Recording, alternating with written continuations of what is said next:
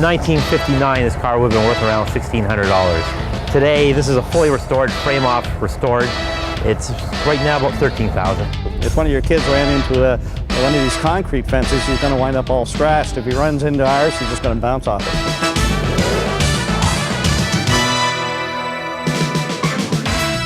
Motoring 91 is brought to you by Quaker State. Quaker State, one tough motor oil.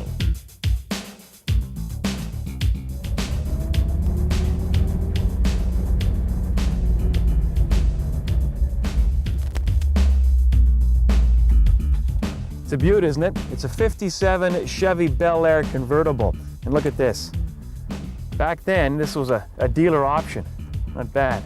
Well, you know, when you buy your first car, or any car for that matter, somebody's going to tell you it's the worst investment you'll ever make, right? Well, back in 1957, this car was worth about $3,000. It just sold for $35,000. So maybe cars are not a bad investment after all. Let's find out.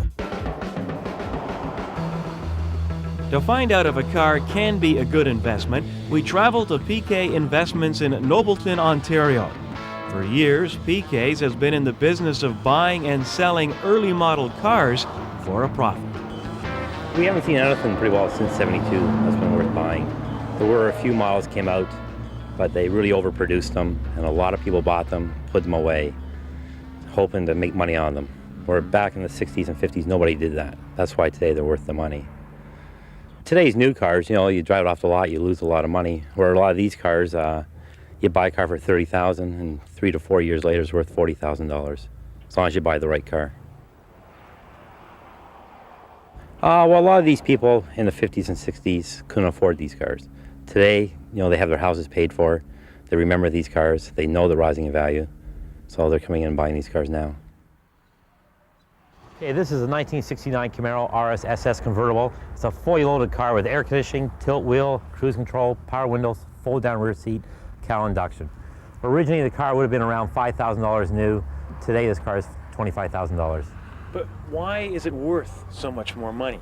It was a rare model, being the RS SS convertible and fully loaded. There weren't a lot of made to start with in 1969, and it's a very collectible model today. So there are not a lot of them on the road, at least. No, a lot of them got wrecked or were rusted out and scrapped. Only until the last few years they've become worth a lot of money and worth restoring.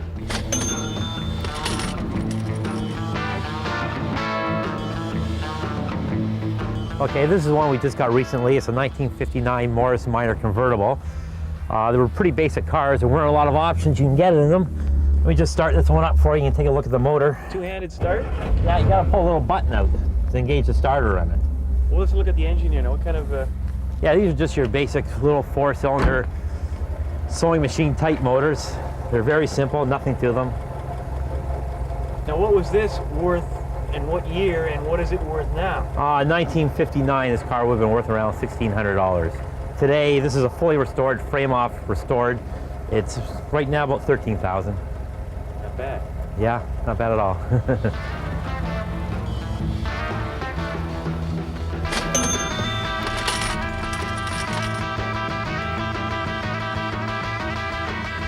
Okay, this is a name everybody will recognize. It's a Hemi motor built by Chrysler. It's a 426 cubic inch, 425 horsepower engine with 2 4-barrels. It was the fastest motor Chrysler made.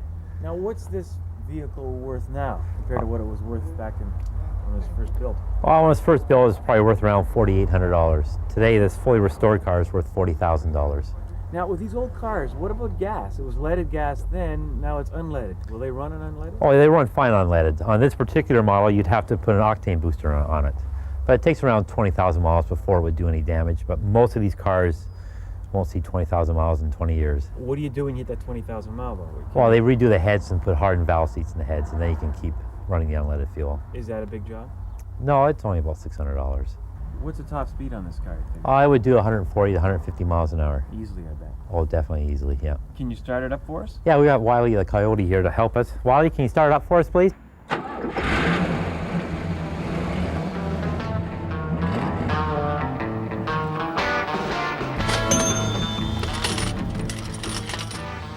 If you buy a late model car, you drive down the street, everybody in the block has one. You know, you buy one of these things, drive down the street, and like everybody stops and looks at you, and there's just none around. Is there a lot of reliving of memories? Oh, definitely. When you get in one of these cars and you hear the exhaust and the pipes and feel the power, it brings you back to your youth a lot.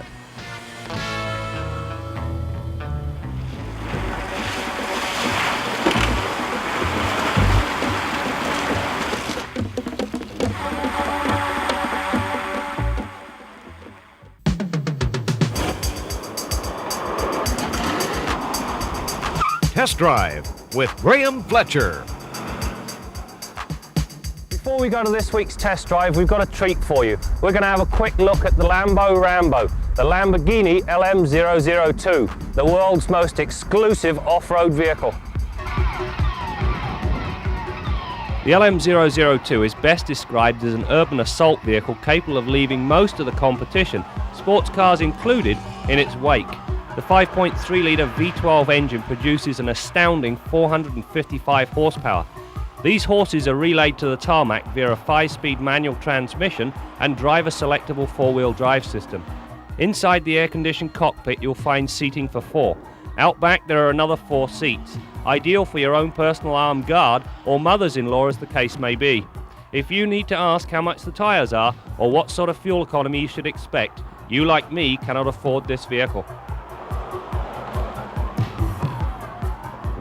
Well, we've given you a glimpse of the world's most expensive off-road vehicle. Now we're going to look at this week's test drive subject. It is the 1991 Range Rover. Now while this vehicle may be expensive, it's still a lot more affordable than the Lambo Rambo. The Range Rover enjoys the reputation of being the world's best off-road vehicle. Having ventured into the backwoods, I can honestly say that I must agree. As and when the going gets rough, the big Rover truly struts its stuff. Firstly, the vertical suspension travel combined with plenty of ground clearance allow you to negotiate larger obstacles that would normally turn lesser vehicles back. If the going gets slippery or very muddy, the Rover's full-time 4-wheel drive system, complete with a viscous coupling in the center differential, teams up with a great set of Michelin tires to provide excellent traction. The unexpected bonus is that there is very little of the usual bone-jarring ride you associate with this type of vehicle. There is a slight downside to the off-road prowess, however. The suspension permits a lot of body lean. The first couple of clover leaves leave the driver and passengers more than a little apprehensive. Once you've become accustomed to this trait, however, the vehicle begins to inspire a little confidence. The other thing I noticed was at highway speeds the driver is forced to dial in a lot of minor steering corrections to maintain a straight line. Having said that, the Range Rover does provide superb comfort and maintain a good cruising speed with ease. Aside from the off-road capability, the other real major benefit these vehicles offer is you sit so high you get a very commanding view of the road ahead. It really is a very nice driving position. Power for the Rover comes from a fuel-injected 3.9-litre V8 that began life in 1961 as a Buick engine. Over the years, the basic format has been reworked such that it now produces 178 horses and 220 pounds-feet of torque. Matched with this engine is a very good 4-speed automatic transmission. The shift points are coordinated such that the power generated is always put to good use. This holds true for both low and high ranges, and switching between these ranges is accomplished with ease. Off-road, I would have liked to have been able to turn the ABS off because under certain circumstances it is actually beneficial to be able to lock the wheels. Inside the Range Rover, all passengers are treated to a full complement of luxury, although some will find the step up into the vehicle a little awkward. The analog instrumentation provided is clean and uncluttered, with the majority of the primary driving controls being easy to operate and access. The lack of tilt steering is an oversight, however. The secondary controls, on the other hand, are dotted all over the show. The heater, radio and switches for the cruise control are all situated low down in the dash, and with the exception of the radio, are awkward to use. Also, the power window switches are mounted such that they are angled away from the driver. Not quite an ergonomic nightmare, but it comes darn close. This mirror makes my pet peeve on the Range Rover. First of all, when you drop the sun visor down, the fact that the mirror isn't covered makes it very distracting. Secondly, as my wife pointed out, on a $60,000 vehicle, it's kind of chintzy not to have a proper vanity mirror. Now to the scoreboard for a rundown on the 1991 Range Rover. Off-road, the Range Rover proved why it is considered the best off-road vehicle in the world. On the highway, the suspension's soft nature gave rise to a fair amount of body roll. Sacrificing a little of the off-road capability in favour of a little more on-road control would be beneficial. The four-wheel disc brake setup features a sophisticated 4-channel anti-lock system. The stops both on and off-road are short and full control is always maintained. Hard braking from high speed did, however, produce some nosedive. Again, thumbs up for an excellent ABS system. The 3.9-litre V8 engine the Rover utilises gives fairly brisk performance off the line, as well as good cruising capability. For the record, we required a titch over 12 seconds to reach 100 kilometres an hour. Given the 4,400 pounds you have to motivate, this figure is fairly good. The overall fuel economy we achieved, despite surpassing Transport Canada's highway figure at one point, can only be described as bad. We averaged 18 miles per gallon or 15.6 litres per 100 kilometres. The Range Rover scored very well in this category. The long list of comfort and convenience features combined with a very supple suspension truly pampers the passengers, on or off-road. The Range Rover has stood the test of time very well, considering it's just enjoyed its 21st birthday. The upgrades the 91 model enjoys helps things immensely. However, I always felt as though I was enjoying the attributes of a vehicle from a bygone era.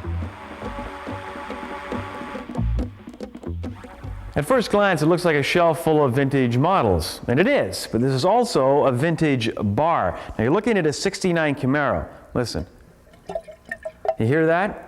That's right, it's a decanter. In fact, here at PK's, they have about 60 of these decanters. This one has Kentucky straight bourbon whiskey in it, and these cars will never run dry because they never touch a drop here at PK's. All right, it's now time to leave the bar and head to the garage and join our favorite mechanic, Bill Gardner. And this week, Bill has a tip on how to make your tires last longer and at the same time, keep your mileage up.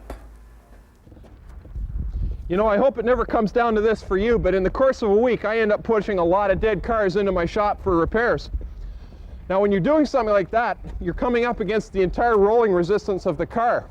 There's a lot of talk about aerodynamics today, but one of the biggest factors in fuel mileage is the rolling resistance of your car. And there's a lot of factors involved, like temperature, the type of lubricants you're using, alignment factors, and the load on the vehicle. But one of the major factors in rolling resistance is the inflation pressure of your tires. And keeping it up to specs is an important way to help your fuel consumption, keep it at a minimum, and to extend the life of your tires. It's very important to check those tires, and you should check them at least monthly because there are seasonal adjustments required. As the temperature drops, so will the tire pressure in your tires. So buy yourself a good quality tire gauge. They're about $6 or $7. They're calibrated metric and standard, so if you don't understand the readings, you've got both on your gauge. There's a little bleeder tip on the tip of the gauge. Before you take a reading, purge a little bit of air out of the valve. That gets rid of any dirt or moisture in the valve, and it won't damage your gauge then. Take a reading, and if it's not up to spec, get the air hose and bring it up to this proper specification. Now you should make that check with the tires cold before you've driven on them, of course, because as you drive on them, they heat and the pressure will increase. So make that check first thing in the morning. Now where do you find out what the pressure should be? Well, go to the door jamb of your car or the glove box lid. Somewhere in this vehicle you're going to find a placard that tells you the inflation pressure, front, rear, the vehicle loading, and the tire size. And it also tells you the inflation pressure for the Space Saver spare if your vehicle is equipped with one. Most of today's cars come with a Space Saver spare. It's a very small tire, and in order to carry the weight of the vehicle, it relies on extremely high air pressure. They're all designed to be set at 60 psi, and a small tire like this is very prone to leakage and losing air. There's a very small volume of air, so you'll have to check this tire regularly. Make sure that it has at least 60 psi in it to carry the vehicle properly. Otherwise, you may end up trying to use it one day and find that it's down at 15 or 20 psi. You put it on the car and damage it, or it's not even usable. Now, in extreme cases, if you drive on a tire that's grossly underinflated, this will be the result. You'll ruin the sidewall in the tire, and you can see by this tire that it's received an awful lot of damage, and that is only as a result of running underinflated. That's not a tire defect. That's from running underinflated at high speed. So make sure that those tires are up to pressure, and take consolation in the fact that air is one of the few items that your car takes that's still free. Till next week, I'm Bill Gardner for Motoring 91.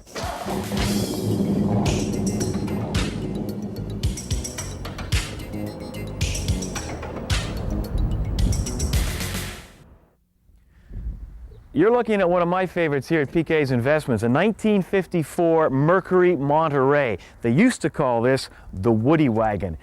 How many does it seat? It seats 9. I guess you'd call this the original minivan. And this car, incidentally, is off to a museum that they're now putting together in Edmonton, Alberta. How about those tires? But you know, the tires then, like tires today, wear out. And the question is, where do you throw the old rubber? We're now going to join Steve Grant, and he met a gentleman who may have the right answer to that question.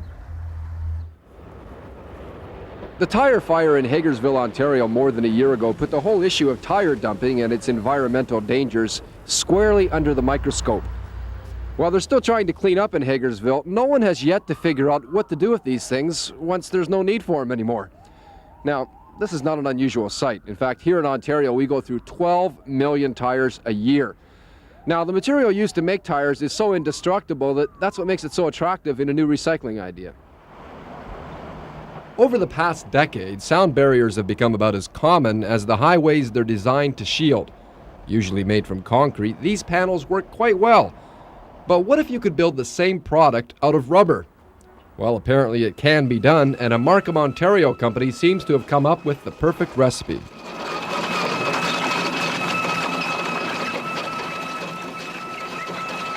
People have been using recycled rubber for quite a number of years, but not enough to make a dent in the number of tires that we're generating every year. And the sound barrier, rubber is sound absorptive, and we put 2 and 2 together, I guess, and came up with a sound barrier. A lot of people told us we couldn't do it, and not really being from the rubber industry, I guess we didn't know any better, so we went out and we did it. And it turns out that it's a superior product to anything that's out there. It's just not an excuse to hide scrap tires somewhere. It's a superior product. In some octave ranges, it'll absorb up to 88% of the sound. It's basically non-destructible. Ground movement won't bother it. Freeze thaw won't bother it. Salt won't bother it. So it's a product that will use rubber in large volumes. This demonstration site for the sound barriers is actually a little pitiful looking because we only have 2 of them lined up. But if you string together almost 120 kilometers of this vulcanized rubber paneling, it would take care of all the tires we scrap in this province a year. Now remember, in southern Ontario alone, we throw away almost 12 million tires annually. The problem when you get a pile of scrap tires, they don't disappear. I mean, the rubber will stay there for hundreds of years.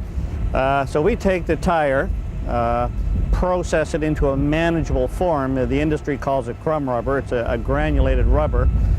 We mix it with a binding agent. In this case, we're using a polyurethane binder, and that actually is more durable than the rubber we're using. So we feel quite comfortable in giving somebody like the Ministry of Transportation a 20-25 year guarantee on that product, that it will stay there last, basically maintenance free. It makes you wonder why no one has thought of this idea before. The Triple T people are now waiting for government approval on a grant that will enable it to build a huge facility that will involve provisions to save the steel inside the tires as well.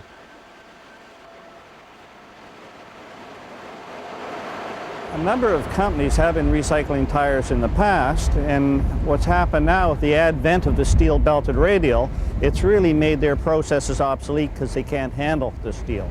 Our process, it's a Swiss technology.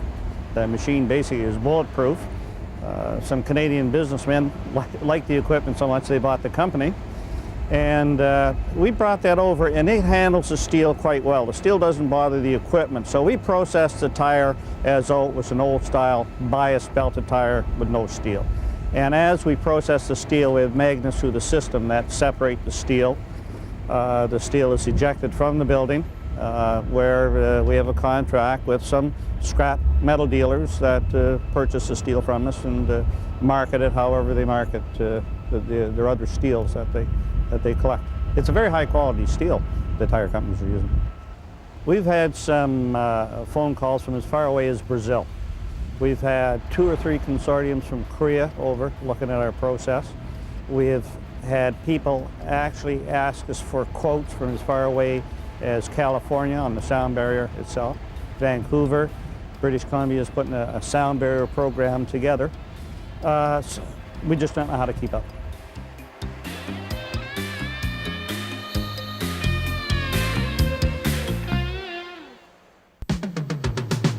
Kenzie's Corner with Jim Kenzie. Now, Lee Iacocca says the average age of drivers of Chrysler products is between 55 and deceased. Well, you know, demographics show that 1 person in 5 is already over the age of 55, and in not too many years from now, that ratio will change to 1 in 3. Now, what does this mean for drivers? Well, obviously, as we get older, our physical abilities change. Our eyesight deteriorates, and God knows I can't afford to let mine get much worse. Car makers are starting to take the aging population into account. For example, digital dashboards were popular a few years ago, but older drivers with bifocal glasses found it difficult to focus on these instruments. We're starting to see larger control knobs for radios and air conditioning systems, partly because older people with reduced manual dexterity find it easier to work them. Now, I happen to hate digital dashboards and fiddly controls too. Does this mean I'm getting old? Well, of course it does, but it sure beats the alternative. Besides, good design is good design, whether it's for old drivers or young drivers. We're starting to see new technology in cars now that will particularly benefit older drivers. In-car navigation systems will be a particular boon to people with short-term memory loss.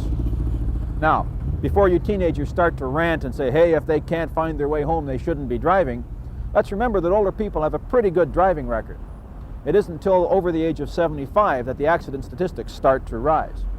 And when you consider that a lot of older people are frightened by the pace and congestion on freeways and tend to take the older roads, which are much more dangerous than the freeways, we must realize that they're doing a pretty good job. So before you shake your fist at that older driver on the road, remember, that driver might be your mother. And in a few years' time, it might be you. I'm Jim Kenzie. Well, they say the old classics bring back lots of memories. Well, I have found my classic, and it certainly brings back a few. But I'll tell you something, back in 1960, you can bet you didn't find squares like me driving buses like this. Anyway, it's time to... Hey man, can I get a lift? Sure, hop in. Hop in. Where about you going? Anywhere you want to go, man. Right on. Anywhere you want to go. We'll see you next week. Maybe. Who knows where we're off to. Motoring 91 has been brought to you by Quaker State. Quaker State, one tough motor oil.